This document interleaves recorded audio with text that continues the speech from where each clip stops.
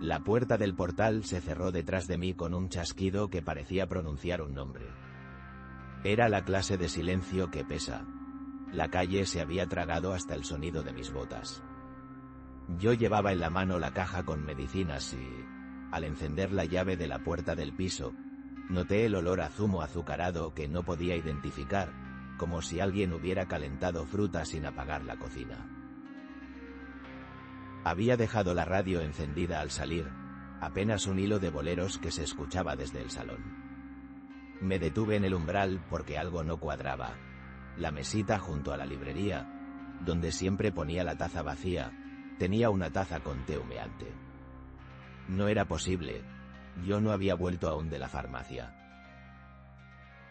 ¿Y tú qué habrías hecho si, al volver a tu casa, alguien hubiera servido té con la taza que usaba la persona que más quisiste y que había muerto hacía años?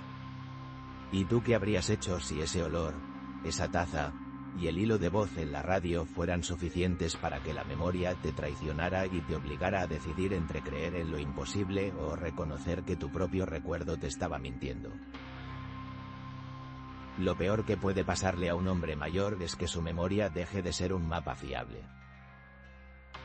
De pronto, lo que debería servir para orientarte se convierte en terreno movedizo, y entonces cada detalle cotidiano tiene el peso de una acusación. Aquella noche, la cocina estaba tibia como si alguien la hubiera abandonado hacía pocos minutos. La tetera, en la hornilla, todavía chasqueaba un hilo de vapor. Me acerqué sin hacer ruido, andando como quien pisa un sueño ajeno. Sobre la mesa, junto a la taza, había una nota. Mi letra, o una versión torpe de ella, decía: «Ando te vayas».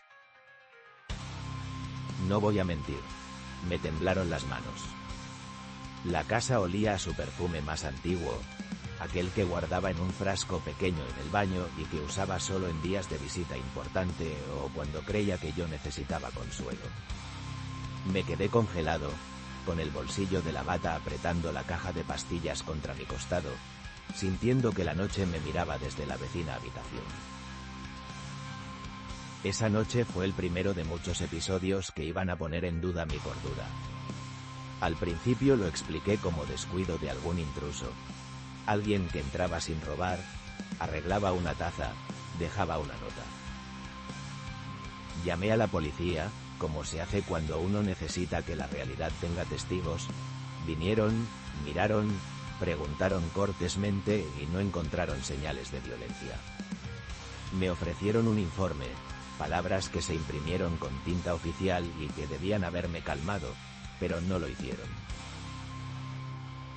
Porque las pequeñas cosas siguieron ocurriendo. Ropa doblada en la silla del salón que yo recordaba tendida en el tendedero. Música en el tocadiscos, la misma canción que habíamos bailado la primera vez que nos visitó la lluvia. Fotos giradas en los marcos, siempre enfrentando la pared. A veces, al despertar de siestas profundas, me encontraba sentado en el borde de la cama con el pijama al revés y la ventana abierta de par en par, aunque recordara haberla dejado cerrada.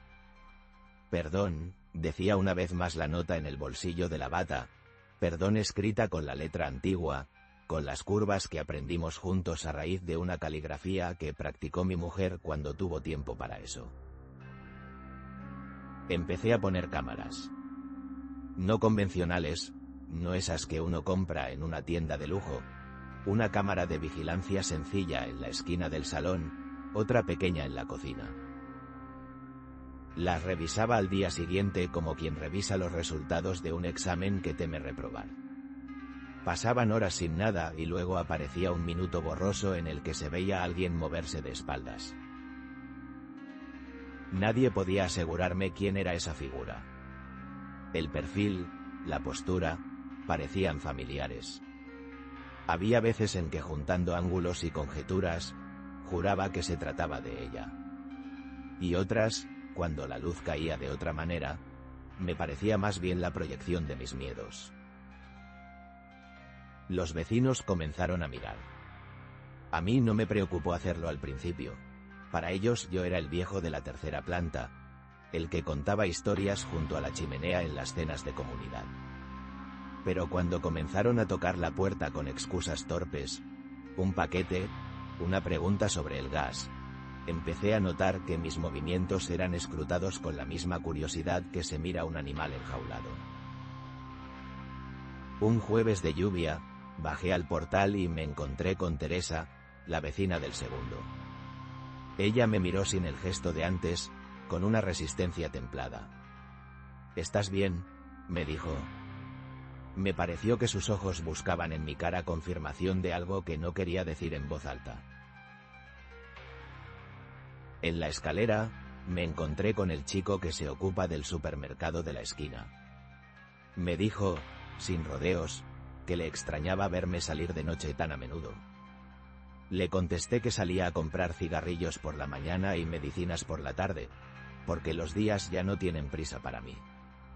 La respuesta fue una excusa y lo supe. Al volver a casa, la radio estaba apagada y la tetera en la hornilla. Esta vez no había nota, había, en cambio, un mantelito doblado con la precisión de alguien acostumbrado a las manos de costura. Me senté en la mesa como si fuera la primera vez que me sentara, con la sensación de que cada objeto podía delatarme o salvarme. Comencé a pensar que alguien jugaba conmigo. Alguien que conocía mis horarios, conocía la canción que me llevaba a la infancia, conocía el pie con el que yo me levantaba por las mañanas.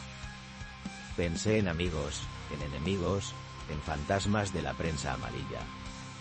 Hasta que la realidad se partió en dos y apareció el recuerdo que cambió todo. Era un recuerdo que todavía dolía como un corte sin cerrar. La última discusión que tuve con ella, el olor de la lejía, la bolsa de basura en la encimera. Habíamos discutido por tonterías, como hacen las parejas que llevan años compartiendo inercia. Yo necesitaba silencio y ella necesitaba compañía. Yo salí a la farmacia y, cuando volví, la casa estaba fría. Nunca supe si fue culpa mía que no llamara al médico aquella tarde, si fue culpa mía no levantar el teléfono cuando cambió la respiración. Lo supe porque me dijeron que mi decisión había sido la última variable en una ecuación que terminó desfavorable. Durante años traté de diluir esa culpabilidad en tareas y días sin significado. Me convertí en una máquina de ocupar el tiempo para evitar abrir la caja donde estaba aquella palabra, culpa. Y ahora, con aquellas pequeñas imposturas de la casa, todo regresaba a la superficie. ¿Quién le castigaba? Era ella, si es que podía castigar. Era mi mente, obligándome a repetir la escena para exculparme o para condenarme. Decidí no mostrar las grabaciones a mis amigos. Temía que me miraran con lástima o con el asombro indulgente que se reserva a las enfermedades del deber. En lugar de eso, guardaba los vídeos en un disco duro y me los veía en la oscuridad, con la ventana cerrada y las persianas bajas. En ellos aparecía la figura que, con el paso de las semanas, empezó a realizar acciones pequeñas y metódicas: doblar una camisa, abrir un cajón, poner agua en la maceta. La manera en que esa figura tocaba los objetos no era la manera de un intruso furioso, era la manera de alguien que conoce el lugar.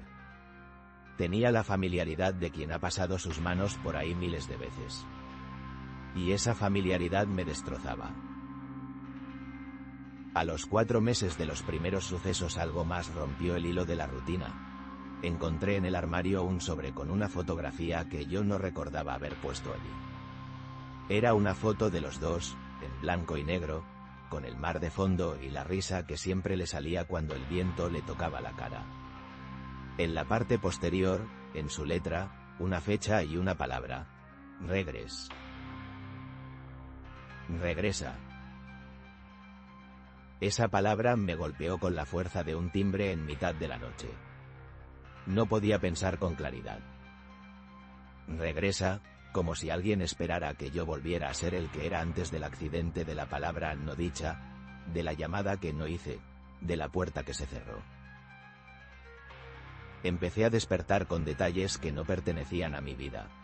La sensación de haber hablado en voz alta con alguien que ya no estaba.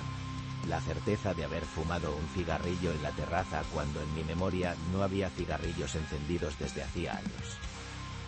Mi médico me sugirió revisiones, análisis, psicoterapia. Tomé pastillas que prometían ordenar las sinapsis como quien ordena la biblioteca. Nada funcionó en el sentido que yo esperaba. Una noche decidí enfrentar el fenómeno. Me quedé despierto toda la madrugada, con la tetera fría y el disco duro en la mesa. No quería ser sorprendido en la cama, no quería descubrirme participando en el ritual que me contenía. Me senté frente al salón, junto a la chimenea que ahora solo encendía en invierno, y esperé. La casa volvió a hacer los ruidos que conocía, los crujidos de los muebles, el suspiro de las tuberías, el reloj que marcaba los segundos con la precisión de un juez. Todo pareció calmarse a las 3:33 de la madrugada. No sé por qué quedó tan claro en mi cabeza. Supongo que mi mente necesitó una hora para fijar un patrón. Y entonces la radio se encendió sola. No era la musiquita que poníamos para cenar. Era la voz de un locutor que hablaba con esa cadencia de madrugada, contando historias de gente diminuta y cotidiana. Sentí la respiración de alguien detrás de mí y, sin tocarme, la bata que llevaba sobre los hombros se apretó. No supe si me había incorporado y adoptado la postura que solía adoptar ella cuando quería que la tranquilizara. Me levanté, como quien cumple un impulso impuesto, y crucé el salón.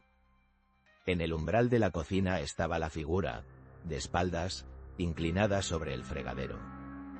Era pequeña y parecía familiar porque inclinarse así era su costumbre. Recogía migas, consolaba vasos, arreglaba lo que estaba torcido con paciencia. La miré, no dije nada, y fue ella quien se volvió. No, no era ella. Era alguien con su porte, con sus manos, con el gesto. Pero no era su rostro. Era una mujer joven, con rasgos que no conocía, que me miró con una mezcla de respeto y pena. Lo estoy intentando, dijo sin levantar la voz. Dijo mi nombre como si lo hubiera practicado en secreto. Lo intento por usted, añadió. Pregunté quién era. Ella respondió que era quien había venido por las noches durante semanas para volver a colocar todo en su sitio, para ordenar lo que el tiempo y la memoria estaban desordenando. Me explicó que estaba allí porque alguien había llamado y había solicitado ayuda para un anciano que vivía solo y que empezaba a perderse entre los objetos. La confesión me cayó como agua fría. Acepté todo lo que vino después con la mezcla de alivio y humillación de quien se ve atrapado en una verdad que no quería admitir. Me sentí agradecido por no haber sido víctima de un fantasma. Por un instante, la cordura me devolvió parte de su territorio. Pero la duda no desapareció. Ella, la joven, me dijo que algunas noches la paciente confesaba cosas. Le hablaba de mí como si yo fuera la presencia que llenaba la casa. Le decía, díselo y ando te vayas, y le daba instrucciones como cartas guardadas en la manga. Esa noche la entendí. Alguien había decidido que mi soledad merecía orden y compañía, y a su manera me había devuelto los fantasmas que yo no podía soportar. Pero la mayor parte de la inquietud no venía de la intrusión ajena, venía de la evidencia de que la casa podía ser habitada por dos realidades a la vez, la de lo que fue y la de lo que es. Pasaron meses. La chica venía por la noche y me explicaba lo que la enferma decía. A veces la contaban cosas que me dejaban helado. Cómo recordar las mismas anécdotas, cómo repetir el mismo reproche sin razón aparente. Yo intentaba recibirlo todo como una bendición incompleta. Pero hubo una noche en que el equilibrio se rompió. Volví a casa una tarde con la intención de sorprender a la chica. Quería preguntarle si todo estaba bien, si ella también se cansaba, si sentía que cargar con mis fragmentos era como cargar con alguien más. Abrí la puerta y encontré la casa en silencio absoluto. La radio estaba apagada. La taza humeante había desaparecido. En la mesa, en cambio, había un sobre amarillo con mi nombre escrito en una letra que yo reconocí al instante. «Abre», puso. Dentro había una carta escrita por ella, con la caligrafía de antes, la que siempre me perdonaba las faltas de ortografía con una sonrisa. No era una carta reciente, era una carta que yo no recordaba haber recibido, una que hablaba del día en que decidió que yo debía aprender a vivir con menos culpa. Si te vas a quedar con los recuerdos, haz que no te maten, decía. Me senté. La carta continuaba con instrucciones que ahora me parecían casi crueles de tan sencillas. Leer más, salir al banco a ver a la gente, dejar que alguien pusiera orden de vez en cuando. Y al final, en una línea que parecía escrita con la urgencia de quien ya ha elegido, se leía: si ves que la casa te devuelve algo que no puedes sostener, llama a Teresa. No lo cargues todo. Teresa. Me di cuenta entonces de que había ignorado a quien siempre estuvo más cerca. Fui a su puerta con la carta en el bolsillo y, cuando la abrí, Teresa me miró como quien recibe a un hombre que ha vuelto de una guerra. Lo sabía, me dijo. Y en su voz había ternura y la dureza de quien se sabe testigo de cosas que no se cuentan. Me explicó que aquella joven trabajaba en un servicio de acompañamiento nocturno en otro barrio, que su trabajo consistía en repasar casas, en ordenar vestigios, en sentarse hasta que la presencia se acostumbra. Era una forma de cuidar a los vivos a través de los restos de los muertos. Me pareció hermoso y también terrible. Porque, por primera vez, entendí que no todos los recordatorios que recibimos vienen del pasado. Algunos son puentes que otros tienden para que no nos ahoguemos. Pero eso no resolvió la cuestión de la culpa, ni la del qué es real y qué es construido. A veces, cuando la noche se hace larga, siento que la compañía que acabaron dándome fue tan generosa que terminó por borrarme la frontera entre el deber y el consuelo. Me pregunté si no prefería la crudeza de una memoria que arde a la suavidad de una presencia que te envuelve y decide qué parte de ti merece ser descansada. Esta es la parte más difícil de admitir. No sé si preferiría volver atrás y enfrentar la culpa sin ayuda. A veces sueño que estoy en la cocina y que ella me llama desde el pasillo y me reprocha por no haber ido a tiempo. Otras veces sueño que yo estoy en la cocina y alguien, con manos jóvenes, dobla mi camisa y me deja la taza. La ambigüedad me mantiene despierto. No soy un héroe que venció a la tristeza. Soy un hombre que aprendió a vivir con ella y con los remedios que otros aplicaron. He aprendido a no confiar ciegamente en la evidencia de mis ojos. Cuando la joven viene, le doy las gracias. Cuando no viene, me siento acompañado por la carta que me dejó. Y hay noches en las que me levanto y me encuentro doblando una camisa sin recordar cómo he llegado allí. Hay noches en las que, al mirar el marco de la foto con el mar, me pregunto si son esos recuerdos los que me mantienen humano o si, por el contrario, son trampas dulces que impiden la limpieza necesaria. A veces pienso en la ética de lo que hicieron. ¿Tiene derecho alguien a restaurar la vida que otros han perdido de manera que el sobreviviente no se ahogue en ella? ¿Dónde acaba el cuidado y dónde comienza la manipulación consentida de una identidad? No tengo respuestas claras, lo admito con la misma honestidad con la que te contaría cómo aprendí a pescar. Lo único cierto es que aquello me enseñó a vigilar mis propios actos con la sospecha de que pueden ser la causa de un fantasma o la cura para uno. Y me enseñó a escuchar los pequeños ruidos con respeto, porque a veces un crujido es una persona que vuelve a encontrar su sitio y, otras, es la memoria que te recuerda un fracaso. En esta noche de chimenea y de silencio, mientras las llamas dibujan sombras que no terminan de definirse, te lo digo claro, he aceptado la incomodidad. No porque crea que todo lo que pasó fuera perfecto, sino porque vi que lo que más daño me hacía era pretender que el mundo seguía siendo uno solo. Ahora sé que las casas pueden albergar mapas superpuestos y que no siempre es urgente borrar uno para salvar el otro. Y sin embargo, en voz baja, confieso, hay noches en que cierro la ventana y me acerco al marco de la foto para comprobar que ella no me mira con reproche. Hay noches en las que entiendo que lo que me acompañó no fue solo la joven ni solo la carta, sino el permiso de dejarme ser menos fuerte, menos culpable, menos exacto. Eso, a veces, es más terrible que cualquier otra cosa. La última cosa que quiero decirte antes de que apagues la lámpara es esta. Si alguna vez te encuentras en la tesitura de elegir entre un recuerdo que quema y un consuelo que te ordena la vida, piensa que no hay respuesta simple. A veces el consuelo viene vestido de mentira, y otras, la verdad nos deja en la intemperie. Lo que importa, al final, es con qué te quedas cuando la casa vuelve a quedarse a oscuras. Desde entonces, nunca he vuelto a cerrar los ojos del todo.